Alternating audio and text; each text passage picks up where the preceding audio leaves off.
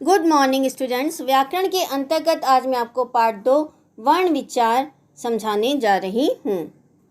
बच्चों, पिछले वीडियो में आपने वर्ण संयोग के बारे में जाना था। आज मैं आपको इसके आगे का पार्ट समझाने जा रही हूँ। वर्तनी की दुनिया।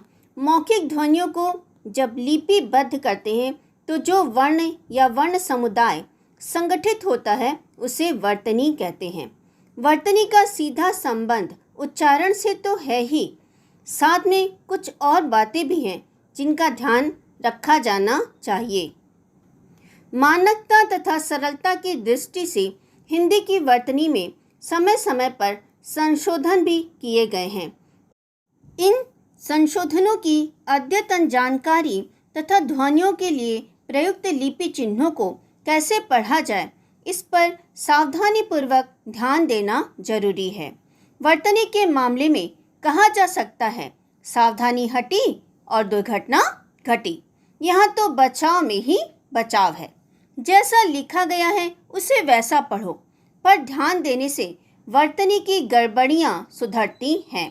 वर्तनी ठीक रहे, इसके लिए यह भी जरूरी है कि उच्चारण में हम शब्दों का वही रूप बोलें जो मानक रूप से लिखा पढ़ा जाता है। उच्चारण में ली जाने वाली छूट ही समस्या की जड़ है। जैसे बोलते को बोलते बोला जाना चाहिए, गलतियाँ को गलतियाँ बोला जाना चाहिए, बहुत को बहुत बोला जाना चाहिए। वर्तनी के संबंध में ध्यान देने योग्य कुछ प्रमुख बातें इस प्रकार हैं। संज्ञा शब्दों के साथ विभक्ति या परसर्ग या कारक चिन्ह का अलग लिखा जाना। जैसे राधा को रमेश ने बर्तन में दूध दिया। इस वाक्य में को, ने और में विभक्ति चिन्ह, इन्हें अलग लिखा जाना चाहिए। सर्वनाम शब्दों में यह स्थिति बदल जाती है, अर्थात कारक चिन्ह साथ ही लिखा जाना चाहिए। जैसे उसको, उसने, उसमें दूध दिया। यदि विभक्ति चिन्ह दो हो जाएं तो दूसरा विभक्ति चिन्ह अलग से आता है। जैसे आपके लिए, उसको, उसने, उसमें। इन शब्दों में को, ने और में विभक्ति चिन्ह है, परंतु ये सर्वनाम के साथ प्रयुक्त हुए हैं, इसलिए इनको साथ में लिखा गया है। जबकि आपके लिए में लिए भी विभक्ति चिन्ह है, परंतु ये दूसरा विभक्ति चिन्ह है तो इसे अलग से लिखा गया है। संयुक्त क्रियाओं का अलग लिखा जाना। जैसे वह जा रहा है, तुम लौट आओ, वे सो गए हैं। वह जा रहा है, इस वाक्य में जाना और रहा है दो क्रियाएं हो रही हैं, इसलिए इन्हें अलग से लिखा जाना चाहिए। इसी प्रकार तुम लौट आओ में लौटना और आओ ये दो क्रियाएं हैं। यहाँ पे संयुक्त क्रिया का वाक्य है, इसलिए इसे अलग अलग लिखा गया है। वे सो गए हैं में सोना और गए हैं दो क्रियाएं हैं, संयुक्त क्रिया का वाक्य है ये, इसलिए इसे अलग अलग लिखा गया है। बोलने में अधूरा लेकिन लिखने में पूरा। महान बोला जाता है लेकिन लिखेंगे महान। मानक वर्तनी के अनुसार यही स्थिति हटांत और अर्थात के साथ होगी। महान, अर्थात और हटांत जैसे शब्दों में लिखते समय हलंत का प्रयोग नहीं किया जाएगा। योजक का आना। लिखते समय योजक चिन्हों पर भी विशेष ध्यान दिया जाना चाहिए।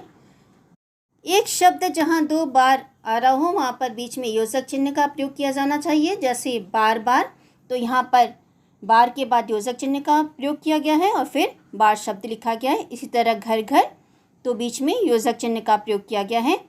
द्वंद्व द्वंद्व समास जहाँ पर प्रयुक्त हो वहाँ पर योजक चिन्ह का प्रयोग किया जाना चाहिए। जैसे अपना पराया, यहाँ पर बीच में योजक चिन्ह का प्रयोग किया गया है। माता पिता, यहाँ पर भी बीच में योजक चिन्ह का प्रयोग किया गया है। शब्द युग्म में भी योजक चिन्ह का प्रयोग किया जाना चाहिए। जैसे आगे पीछे, यहाँ पर बीच में योजक चिन्ह का प्रयोग किया गया है।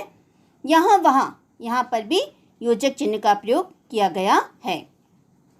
तुलना करते समय भी योजक चिन्ह का प्रयोग किया जाना चाहिए। पीला सा, यहाँ पर पीला और सा के बीच में योजक चिन्ह का प्रयोग किया गया है। नीला सा, यहाँ पर भी नीला और सा के बीच में योजक चिन्ह का प्रयोग किया गया है। पूर्वकालिक क्रिया का प्रयोग करते समय कर शब्द साथ में प्रयोग किया जाता है, जैसे नहाकर, छुपाकर, जाकर, देखकर इत्यादि।